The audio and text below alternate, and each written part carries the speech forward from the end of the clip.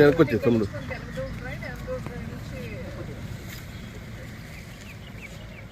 ఇప్పుడు మీ ఎస్సీ చెప్తుంది ఏంటంటే ఈవినింగ్ నుంచి ఇన్ఫ్లోస్ వెళ్ళి అంటే డిశ్చార్జెస్ వెళ్ళి ఓన్లీ 600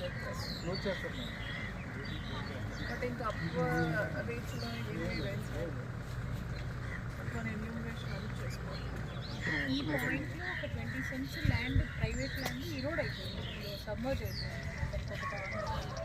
2018-2020లో కూడా సేమ్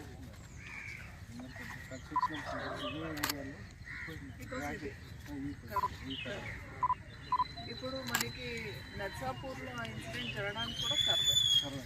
ఇక్కడ వచ్చేటప్పుడు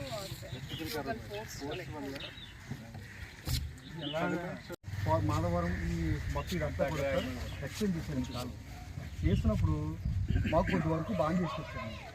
ఈ మీరు ఏదైతే ఇప్పుడు అంటున్నారో చూడండి, ఇక్కడ నుంచి స్టార్టింగ్ చేసి అనంతపురం బ్రిడ్జి వరకు ఎక్స్చేంజ్ అవ్వలేదు. ల్యాండ్ అయితే గవర్నమెంట్ తీసుకుంది కానీ ఎక్స్చేంజ్ చేయలేదు.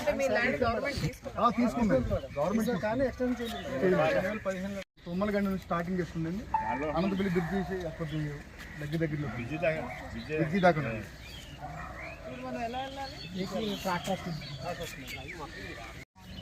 ఆ ఇళ్ళకి కూడా నిన్న వాటర్ లెవెల్ 2.4 వచ్చినా కూడా not at all touching the houses are same.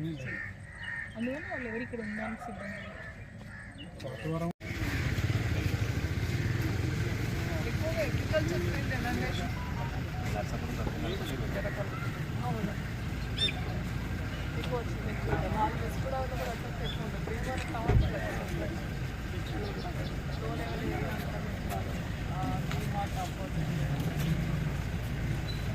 Drain నుంచి వాటర్ వెళ్ళదు కూడా